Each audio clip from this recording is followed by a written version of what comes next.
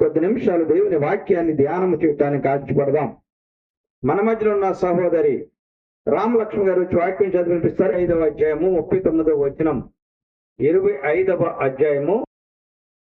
నాబాలు చనిపోయినని దావీదు విని యెహోవా నాబాలు చేసిన కీడును అతని తలమీదికి రప్పించెను గనుక తన దాసుడనైన నేను కీడు చేయకుండా నన్ను కాపాడి నాబాలు వలన నేను పొందిన అవమానమును తీర్చిన యెహోవాకు స్తోత్రము కలుగునుగాక అనెను. తరువాత దావీదు అబీగయిలును పెండ్లి చేసుకొనవలెనని ఆమెతో మాటలాడ తగినవారిని పంపెను.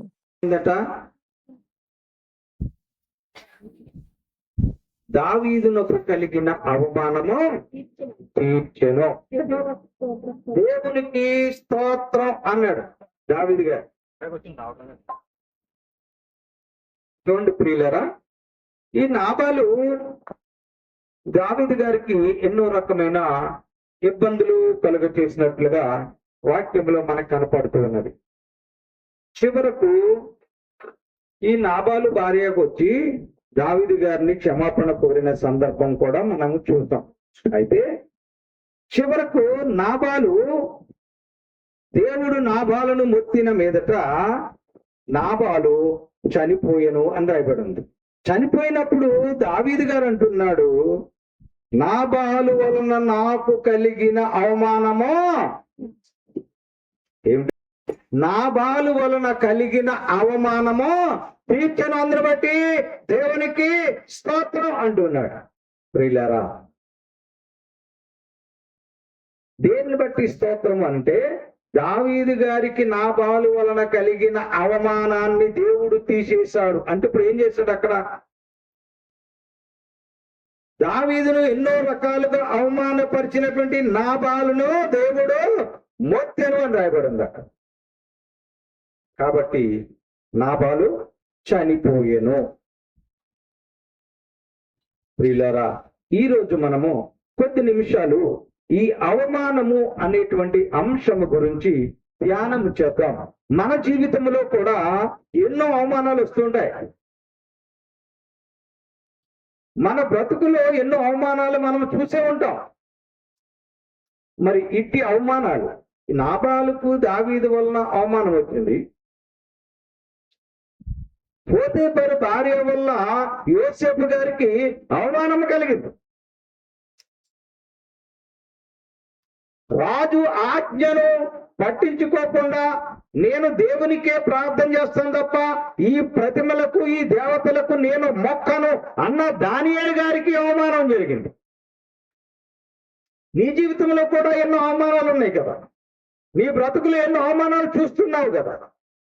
నీవు చేయని దానికి, నీవు అనని దానికి నీకు కూడా అవమానము కలుగుతూ ఉన్నదేమో. మరి ఇట్టి అవమానము ఎందుకు మనుషులకు వస్తున్నది? ఎందుకు ఈ అవమానం మనం చూడవలసి వస్తున్నది? ఎందుకు ఈ అవమానం మనం పొందవలసి వస్తున్నదో లేఖన భాగంలో రాయబడి ఉన్నది. ప్రియులారా, ఈరోజు ఈ మానవులకు ఎందుకు అవమానము కలుగుతున్నదో స్పష్టంగా రాయబడి ఉన్నది.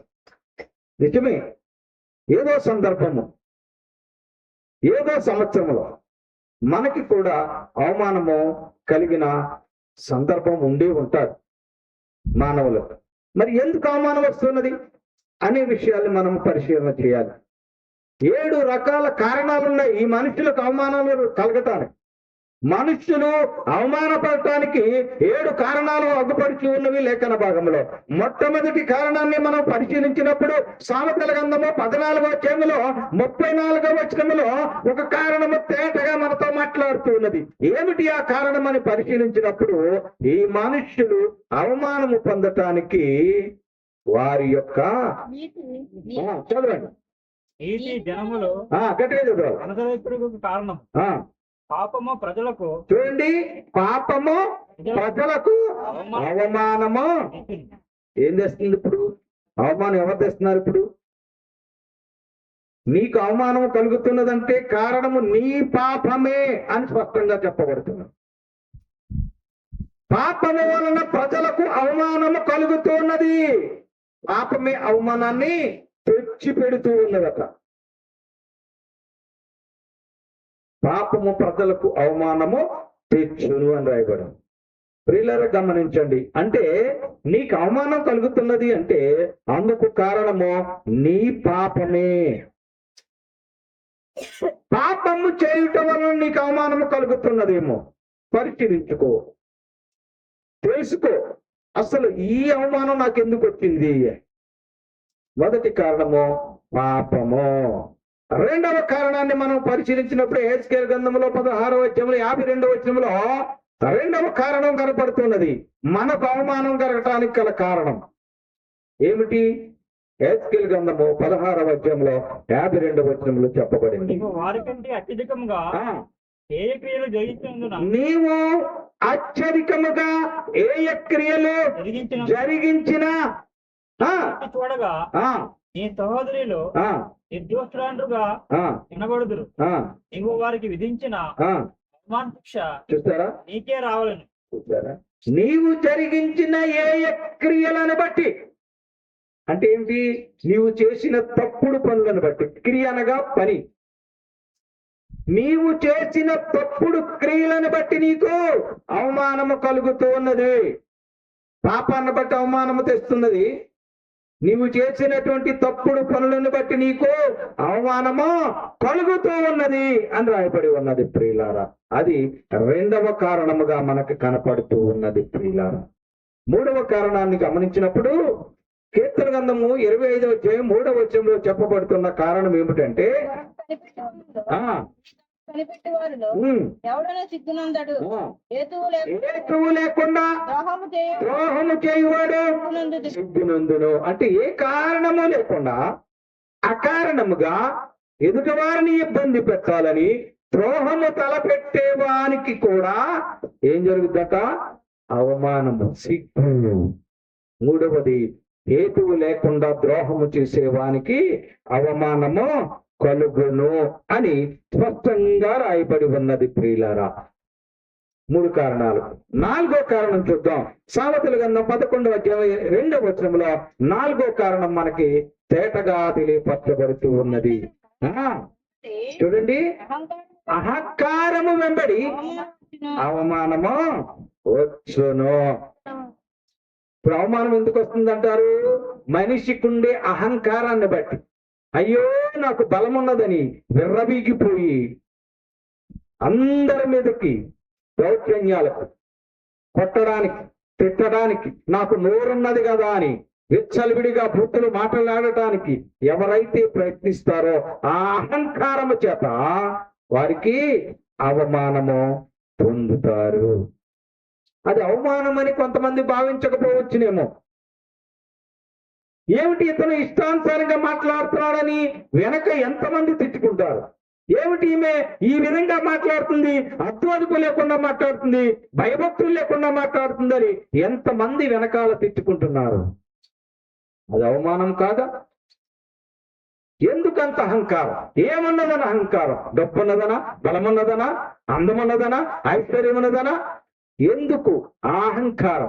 అహంకారం చేత నీవు అవమానాల పాలు పొందుతున్నావు, అవమానాలకు గురవుతున్నావు. ఇది 4వ కారణముగా మనకు కనిపిస్తూ ఉన్నది ప్రియులారా.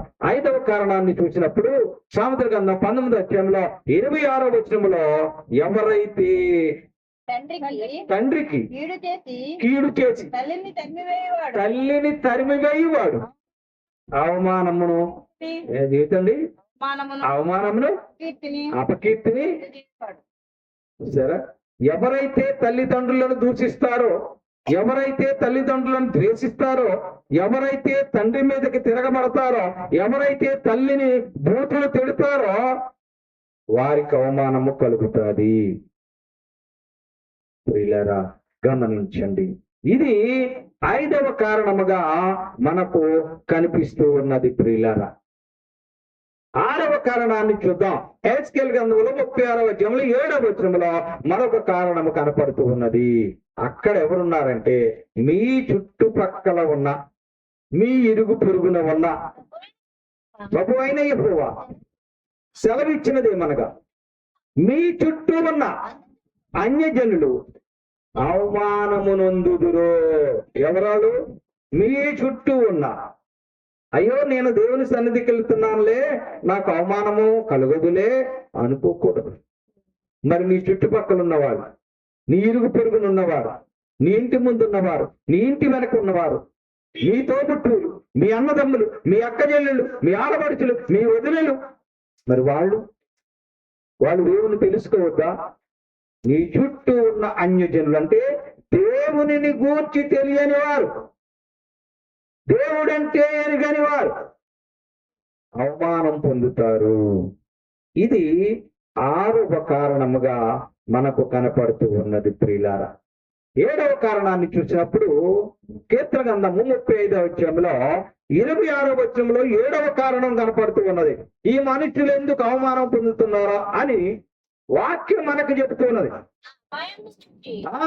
నా అపాయము చూసి సంతోషించు వారందరూ అవమానమునందుదురు గాక. ఎవరండి వీళ్ళు?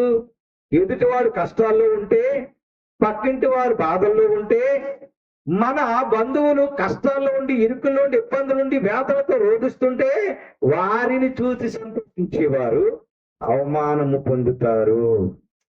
మేమే బాగున్నాం, మాకెన్ని ఉన్నాయి అని ఎవరైతే తన స్నేహితుల గురించి, తన బంధువుల గురించి, లేకపోతే ఇరుగు పొరుగు వారి గురించి ఆపదలు ఉన్నప్పుడు పరామర్శించకుండా, కష్టాలు ఉన్న వారిని సందర్శించకుండా ఎవరైతే సంతోషిస్తారో వారు అవమానము పొందుతారు అని రాయబడి ఉన్నది ప్రియులారా.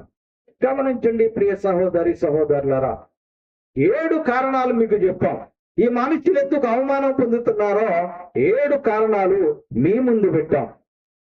1 పాపం వలన, 1 అహంకారం వలన, 2, 3 ద్రోహము చేయటం వలన, 4 నీ యొక్క చెడ్డ క్రియల వలన, 5 తల్లిదండ్రులను దూషించడము ద్వేషించడాన్ని బట్టి, 6 మీరు మనుషుల యొక్క అపాయాన్ని చూసి సంతోషించడాన్ని బట్టి, 7 మీ చుట్టుపక్కల ఉన్న జీనులు కూడా అపాయము అవమానము పొందుతారు అని రాయబడి ఉన్నది.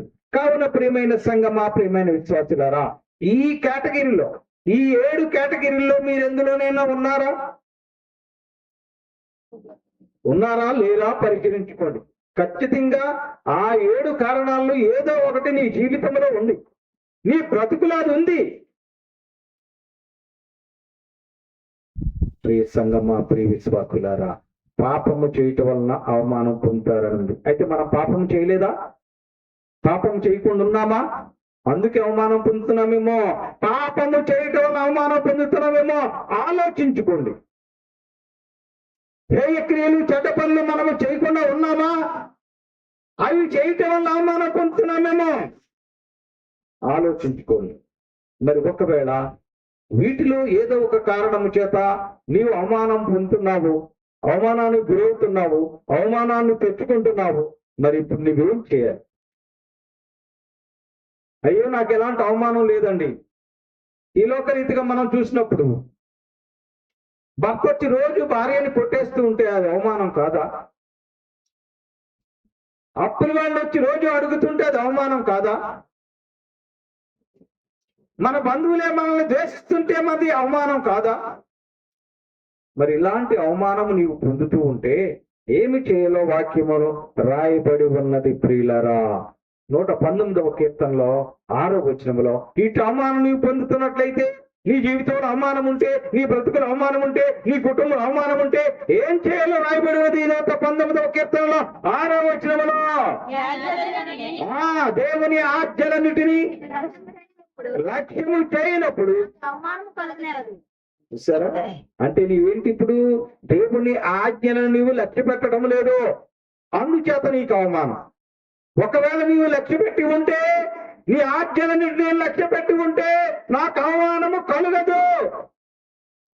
మరి అవమానం కలుగుతున్నదంటే దాని అర్థం నీవు దేవుని ఆజ్ఞలు అంటే దేవుని మాటలు, దేవుని వాక్యము నీవు లక్ష్య పెట్టడం లేదు. ఆ కారణము చేత నీ బ్రతుకులో అవమానము కలుగుతూ ఉన్నదేమో. అందును బట్టి మీరు ఒకవేళ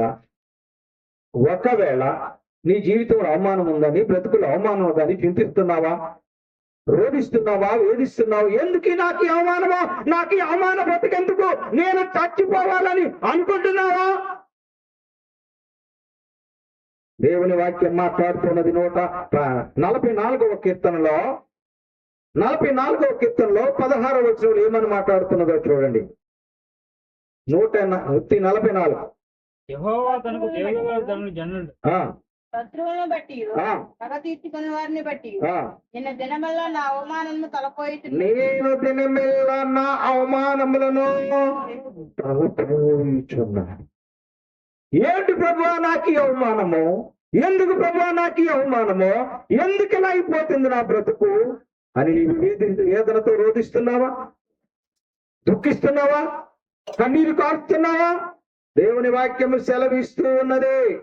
ఒకవేళ నీ జీవితంలో అవమానం ఉంటే, నీ బ్రతుకులో అవమానం ఉంటే, నీవు రోజు కన్నీరు విడిస్తమే కాదు గాని వేదనతో నీవు బాధపడటం కాదు గాని 119వ కీర్తన 39వ వచనంలో చెప్పబడిన రీతిగా, అయ్యా నా యొక్క అవమానములు నన్ను వేధిస్తున్నాయ్యా, నా యొక్క అవమానములు నన్ను బాధిస్తున్నాయ్యా, నాకు భయము పుట్టిస్తున్నా నా అవమానములు కొట్టివేయమని నీవు ప్రార్థన చేయాలి.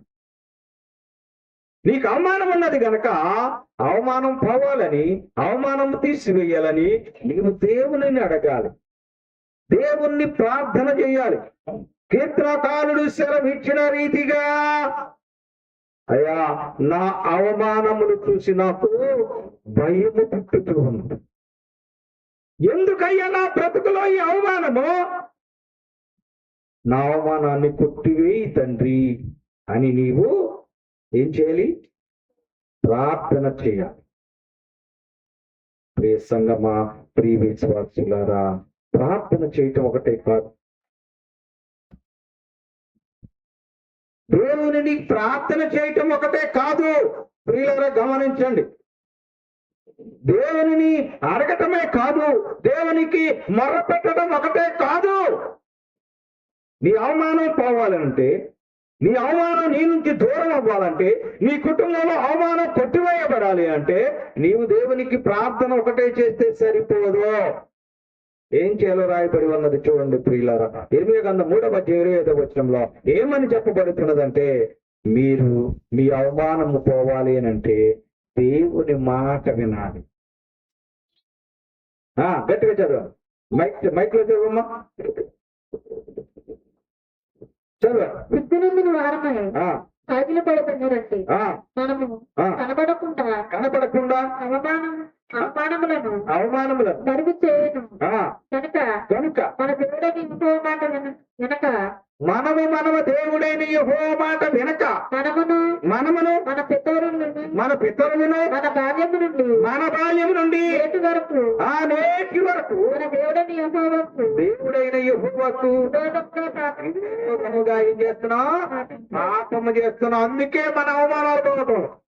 ప్రార్థన చేసినంత మాత్రం అవమానాలు పోవటం లేదు. కారణం పాపం మానటం లేదు. బాల్యం నుండి పాపం చేస్తున్నాం, మన పితరుల నుండి పాపం చేస్తున్నాం, ఆయన మాట వినకుండా అని రాయబడింది. మరి ఎలా నీ యొక్క అవమానం పోతుంది? నీ అవమానం ఎలా కొట్టివేయబడుతుంది? నీవు దేవునికి ప్రార్థన చేస్తూనే కూడా దేవుని మాట నీవు వినాలి, దేవుని యొక్క ఆజ్ఞకు నీవు లోబడాలి.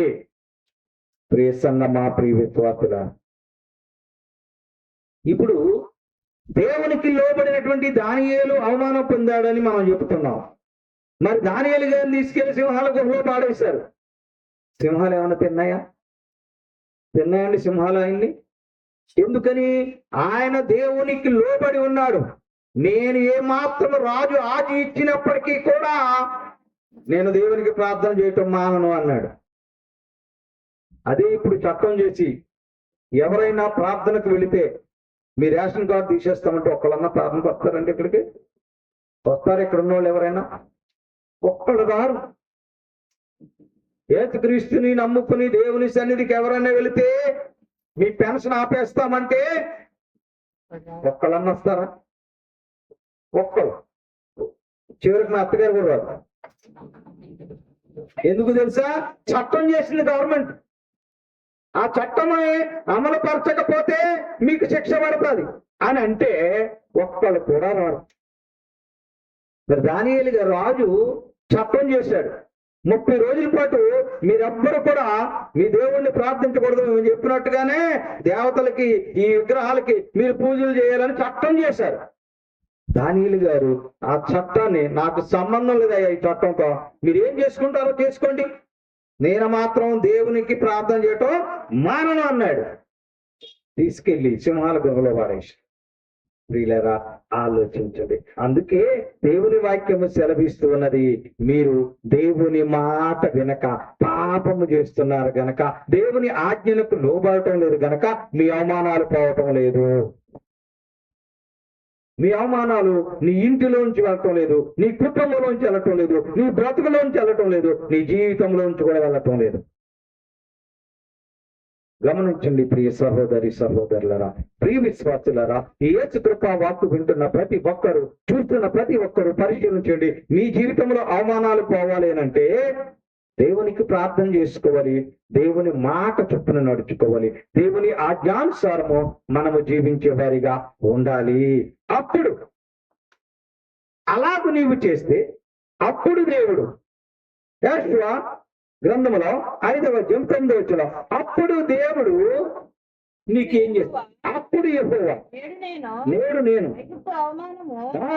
నేను ఐగుప్తు దేశానికి కలగజేసిన అవమానము నీ మీద నుండకుండా నుంచి వేస్తానంటున్నాడు దేవుడు. ఎప్పుడు తెలుసా? ప్రార్థించినప్పుడు. ఎప్పుడో తెలుసా?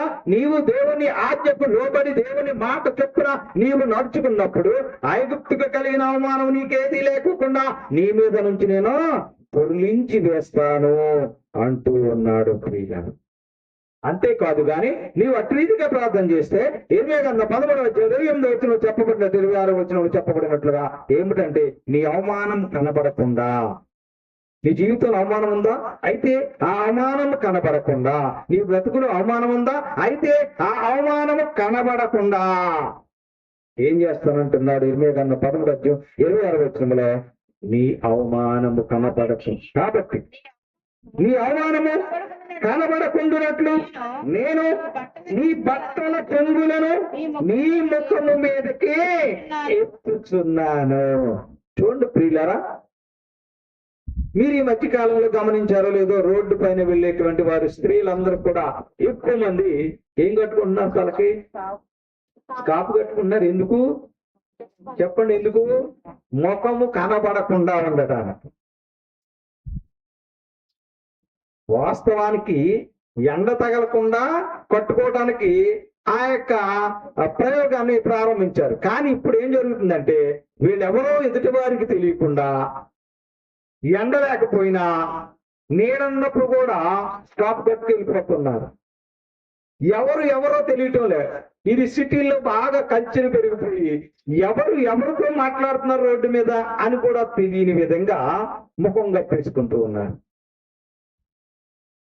మనము కూడా ఏదన్నా ఎండని పనికి వెళ్ళి వస్తున్నప్పుడు ఈ గ్రామీణ ప్రాంతంలో స్త్రీలు ఏం చేస్తున్నారు?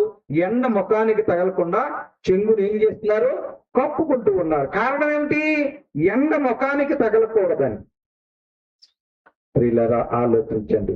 మరి ఒకవేళ నీ యొక్క అవమానము పోవాలి అని అంటే, నీ అవమానం తీసివేయబడాలి అని అంటే, నీవు దేవునికి ప్రార్థించి దేవుని మరి మాట చొప్పున ఆజ్ఞ చొప్పున నీవు నడుచుకుంటే నీ యొక్క అవమానము అసలు కనబడకుండా ఏం చేస్తానంటున్నాడు దేవుడు? వాక్యం అనేటువంటి పట్ట చెంగును నీకు కప్పుతాను అంటూ ఉన్నాడు. అప్పుడు నీ అవమానం ఏమైపోద్ది? కనపడదు. అంతేకాదు ప్రియులారా, నీవు అట్టి రీతిగా చేసినప్పుడు, నీవు అట్టి రీతిగా దేవుని వాక్యానికి లోబడి బ్రతికినప్పుడు దేవుడు నీ అవమానాన్ని ఏమి చేస్తానని రాయదన్నాడు. జపన్య గ్రంథం 3వ అధ్యాయం 19వ వచనంలో ఒకసారి చదువుదాం. చూడండి, జపన్య గ్రంథం 3వ అధ్యాయం 19వ వచనాన్ని చదవండి. త్వరితంగా చదవాలి. జపన్య గ్రంథము 3వ అధ్యాయము 19వ వచనం.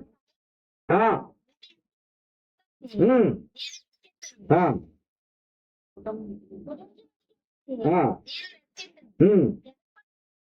ఆ, ఆ. చూడండి, ఏ ఏ దేశములలో వారు అవమానము నొందిరో అక్కడ నేను వారికి ఖ్యాతిని మంచి పేరును కలుగజేసేదన. దేవునికి స్తోత్రం. ఎక్కడైతే నీ అవమానం పొందావో, ఏ దేశంలో, ఏ ఊరిలో, ఏ గ్రామంలో, ఏ వీధిలో, ఏ ఇంటిలో నీ అవమానం పొందావో అక్కడ నీ అవమానాన్ని తీసివేసి ఏం చేస్తానంటున్నాడు? నీకు ఖ్యాతిని మంచి పేరును దేవుడు కలుగజేస్తానని వాగ్దానం ఇస్తున్నాడు. నమ్మిన వారు దేవునికి స్తోత్రం చెప్పండి. హల్లెలూయా, హల్లెలూయా, హల్లెలూయా. చెప్పరా? హల్లెలూయా చెప్పరా? వింటలేదు మీరు? దేవునికి స్తోత్రం. హల్లెలూయా, హల్లెలూయా. ప్రియ సంగమా, ప్రియ విశ్వాసులారా, దేవుడు నీ అవమానాన్ని కప్పివేస్తూ దేవుడు నీ అవమానమును నీ నుండి పొర్లింపజేస్తాడు. చేసిన దేవుడు ఏం చేస్తానంటున్నాడు? నీవెక్కడ అవమానం పొందవో అక్కడ నీకు ఖ్యాతిని మంచి పేరును దేవుడు అనుగ్రహిస్తానని వాగ్దానము చేస్తూ ఉన్నాడు. ప్రియులారా, ఆలోచన చేయండి ప్రియ సంగమా, ప్రియ సహోదరుల.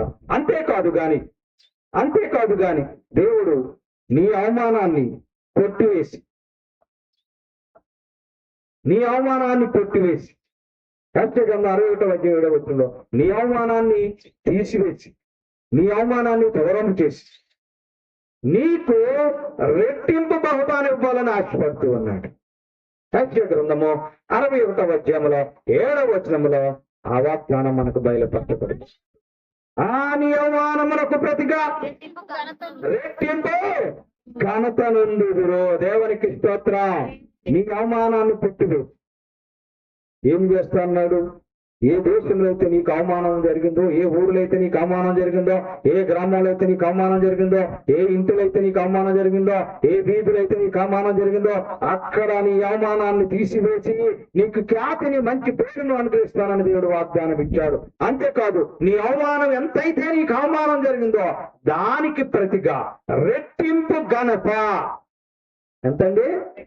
రెట్టింపు ఘనతను దేవుడు నీకు అనుగ్రహించాలని ఆశపడుతూ ఉన్నాడు. ఇప్పుడు తెలుసా, నీ అవమానము తీసివేయమని నీవు ప్రార్థన చేసినప్పుడు, నీ అవమానాన్ని కొట్టివేయమని దేవుని నీవు అడిగినప్పుడు, ఎప్పుడు తెలుసా, నీ అవమానం కొరకు నీవు రోధిస్తూ వేధిస్తూ దేవుణ్ణి కన్నీటితో ప్రార్థన చేసినప్పుడు, దేవుని మాట విన్నప్పుడు, దేవుని వాక్యం చొప్పున నీవు నడుచుకున్నప్పుడు నీ అవమానాన్ని కొట్టేసి నీకు రెట్టింపు ఘనతనిస్తా అంటున్నాడు.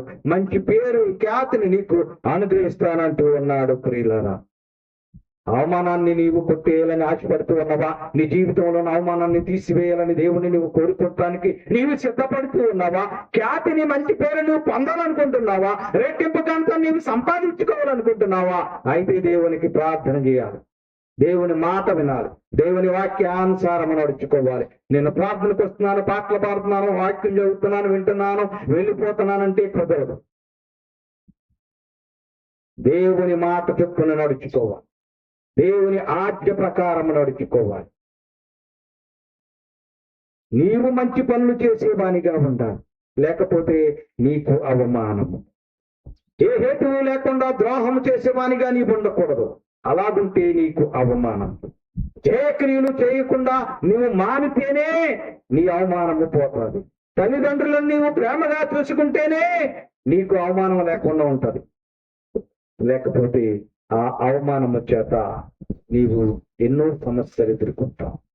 చూడండి, పక్కనున్న జిల్లాలో ఓ కూతురు భర్తతో కలిసి తల్లి ఆస్తి రాయట్లేదని తల్లిని చంపేసింది కూతురు. గమనించండి ప్రియులారా, మరొక ఊరిలో 3 నెలల్లో జరిగిన సంఘటన. మరొక ఊరిలో చిన్న దేవుని ఆజ్ఞ చొప్పున నడుచుకోకుండా నీవు ఇష్టానుసారంగా తిరిగితే, విచ్చలవిడిగా బ్రతికితే ఏమని రాయబడింది? నీకు ఆనమో వస్త్రముగా ధరింపజే. ఎందుకంటే నీ బ్రతకంతా అవమానమే. ఎప్పుడు బట్టలు లేకుండా ఉండలేం కనుక బట్టలు వేసుకున్నట్టే అవమానం అనే బట్టలు ఎప్పుడు మన శరీరం మీద ఉంటాయి, మన బ్రతుకులో ఉంటాయి, మన జీవితంలో ఉంటాయి. ఇక ఇప్పుడు అవమానకర జీవితమే. ప్రియులారా, గమనించండి. అందును బట్టి మీ అవమానం పోవాలంటే దేవునికి లోబడి ఉండాలి, దేవుని వాక్యానుసారం బ్రతకాలి. ఆయన ఆజ్ఞ చొప్పున జీవించాలి. అలా కాకుండా నేను విచ్చలవిడిగా తిరుగుతామనంటే కుదరదు. యోధా పత్రికలు కూడా 1వ అధ్యాయంలో 13వ వచనంలో రాయబడిన మాట ఏమిటంటే, ఈ యొక్క తమ అవమానమును నురుగు వెళ్ళగొక్కువారై. ఒక సముద్రం ఉందండి, చాలా మంది సముద్రాన్ని చూస్తుంటారు. ఈ సముద్రము ఎప్పుడు కూడా అలలతో మరి కిందకి లేస్తూనే ఉంటది. లేస్తున్నప్పుడు అక్కడ ఆ వాటర్ ఉప్పు నీరు గనక అది ఎప్పుడు కూడా నురగతో ఉంటది. గమనించారో లేదు? ఎప్పుడు నురగే ఉంటది. ఎందుకని? అది ఉప్పు నీరు. ఉప్పు నీరు ఏమవుతుంది? ప్రతిసారి ఇలా కదలిక జరగటం వల్ల నురగలేస్తూ ఉన్నది. ఇప్పుడు ఇక్కడ ఎవరైతే దేవుని వాక్యానికి లోపడరో, దేవుని ఆజ్ఞ చొప్పున నడుచుకోరో, దేవునికి ప్రార్థన చేయరో, మా ఇష్టానుసారంగా జీవిస్తామంటారో, మా ఇష్టంగా బతుకుతాం, మా ఇష్టం అనుకుంటారు, అలాంటి వారు యోధా పత్రిక 1వ అధ్యాయం 13వ వచనం చదవండి. తమ అవమానమును నురుగు వెళ్ళగొక్కువారై సముద్రము యొక్క ప్రచండమైన అలలుగాను మార్గము తప్పి తిరుగు చుక్కలుగాను ఉన్నారు. వారి కొరకు గాఢాంధకారము నిరంతరము భద్రము చేయబడి ఉన్నది. మాకు అక్కర్లేదండి, మేము ఇలాగ అవమానాల్లో బతుకుతామంటే నీ బ్రతుకంతా గాఢాంధకారమే. నీవు ఎల్లప్పుడూ కూడా అవమానం అనేటువంటి నురగ వెళ్ళగక్కుతూ బతకాలంతే. చూడండి, అక్కడ సముద్రం యొక్క ప్రచండమైన అలలుగాను. ప్రియులారా గమనించండి, నీ జీవితంలో అవమానం ఉన్నదా? ప్రియ సహోదరి సహోదరుడా, ప్రియ యవనస్తుడా, నీ బ్రతుకులో అవమానం ఉన్నదా? ఈ అవమానం పోవాలంటే నీవు దేవుని వాక్యానికి లోబడి ఆజ్ఞ చొప్పున నడుచుకుని బ్రతకాలి. ఒకవేళ నీవు ఇప్పటి వరకు చెడు క్రియలు చేస్తూ ఉన్నట్టయితే హేయ క్రియలు వాటిని మానేయాలి. ఎదుటి వారికి ద్రోహము చేసే ఆలోచన నీకు ఉన్నట్టయితే దానిని తీసివేయాలి. తల్లిదండ్రులు నీవు ద్వేషిస్తూ బ్రతుకుతూ ఉంటే వాటిని విడనాడాలి. నీ చుట్టుపక్కల అన్ని జనులకు కూడా నీవు దేవుడి గురించి చెప్పాలి. అంతేకాదు ప్రియులరా, అపాయము వచ్చుట చూచి నీవు సంతోషించేవానిగా నీవు ఉండకూడదు. పాపాన్ని నీవు విడిచిపెట్టాలి. అహంకారము నీలో నుంచి తీసివేయాలి. అప్పుడు నీకు అవమానాన్ని దేవుడు కొట్టివేయటానికి సిద్ధంగా ఉన్నాడు. ఈ అవమానాన్ని తీసివేసి నీకు ఖ్యాతిని ఘనతను నీకు అనుగ్రహించాలని ఆశపడుతున్నాడు. అటు రీతిగా నీవు నీ అవమానాలను దూరము చేసుకుని నీ బ్రతుకులో సంతోషము, నీ బ్రతుకులు ఆనందము, నీ యొక్క జీవితంలో ఖ్యాతి, నీ బ్రతుకులు ఘనత నీవు పొందుకునే వారిగా ఉండాలంటే ప్రార్థన పూర్వకంగా ముందు కొనసాగుతూ దేవుని వాక్యానుసారము జీవిస్తూ ముందుకు నడవాలని మీకు తెలియపరుస్తూ ఈ నా కొద్ది మాటలు ముగిస్తూ ఉన్నాను. దేవుడి వాక్యం మనందరి వినికిడిలో దీవించును గాక. ఆమేన్. మీ అందరికీ నా వందనములు.